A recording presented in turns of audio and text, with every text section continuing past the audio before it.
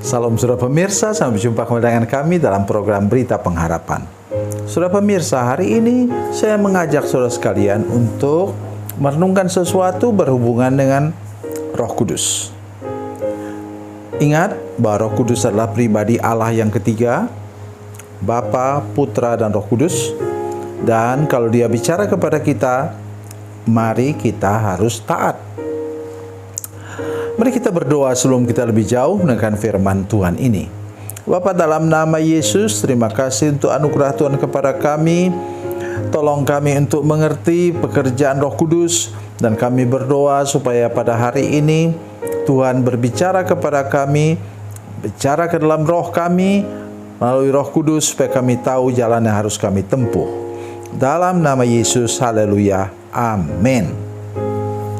Saudara pemirsa, mari kita membaca firman Tuhan dari Perjanjian Baru, kitab Kisah Para Rasul. Kisah Para Rasul pasal 13 ayat 1 sampai ayat 3.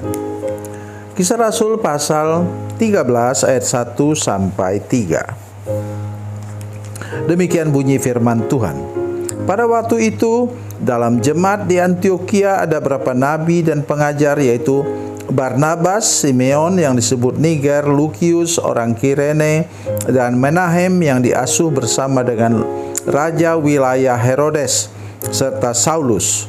Pada suatu hari ketika mereka beribadah kepada Tuhan dan berpuasa, berkatalah Roh Kudus, "Khususkanlah Barnabas dan Saulus bagiku untuk pekerjaan yang telah kutentukan bagi mereka." Lalu mereka berpuasa dan berdoa. Setelah meletakkan tangannya ke atas kedua orang itu, mereka membiarkan keduanya pergi. Amin.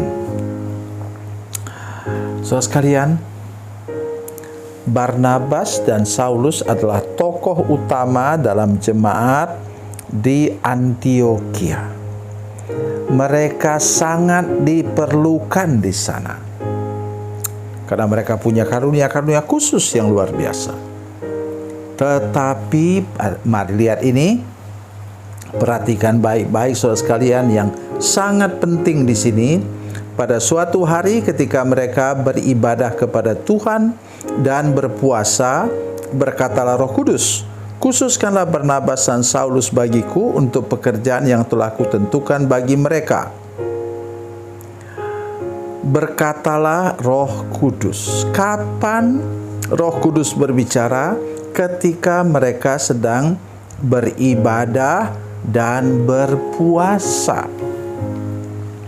Itu sebabnya saya anjurkan kepada pemirsa yang menyaksikan program ini dan seluruh jemaat, mari mulai membiasakan diri berdoa dan berpuasa, supaya roh kita dikuduskan dan kita bisa mendengar suara Roh Kudus.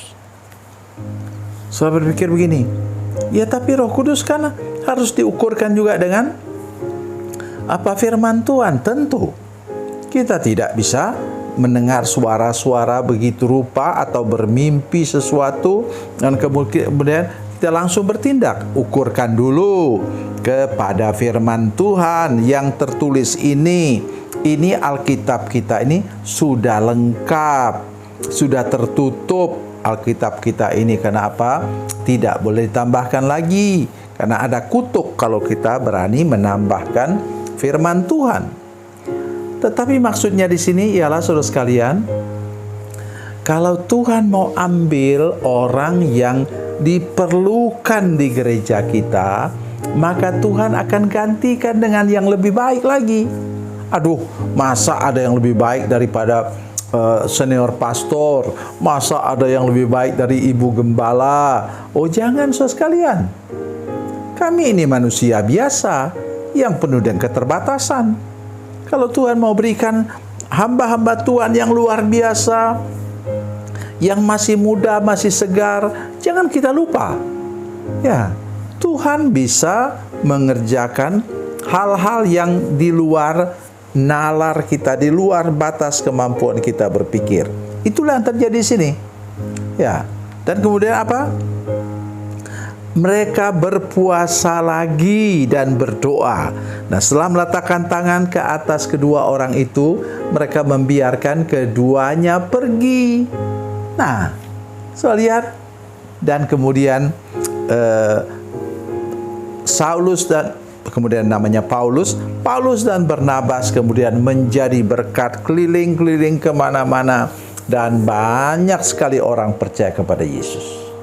Jadi itulah pesannya hari ini untuk kita semua, supaya kita jangan pernah mengabaikan Tuhan dalam apa? Perencanaan. Kitab surat Yakobus sangat banyak bicara tentang itu. Mari kita buat perencanaan dengan melibatkan Tuhan. Bukan hanya melibatkan Tuhan sebenarnya. Jangan kita cuma susun buat rencana minta tanda tangan daripada Tuhan. Minta tanda tangan itu bagaimana? Tuhan, inilah rencana saya. Minta Tuhan setujui. Tidak bisa seperti itu, saudara sekalian.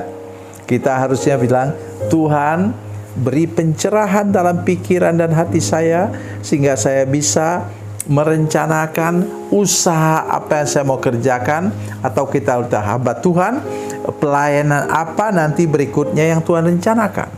Memang ada gereja-gereja yang mewajibkan bahwa pendetanya harus pindah setelah 5 tahun.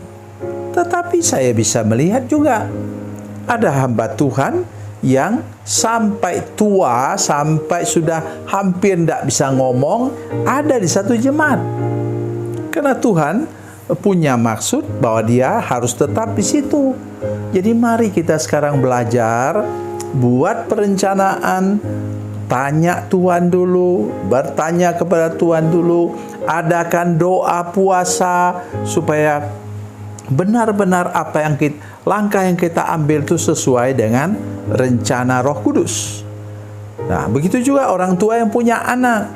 Jangan hanya paksakan dia seperti apa yang kita mau, tapi berajak dia berdoa, berpuasa, kemudian baru tentukan jurusan apa yang harus dia ambil, yang nanti akan berguna bagi hidupnya, bagi keluarganya, bagi gerejanya, dan bagi masyarakat sampai akhir hidupnya.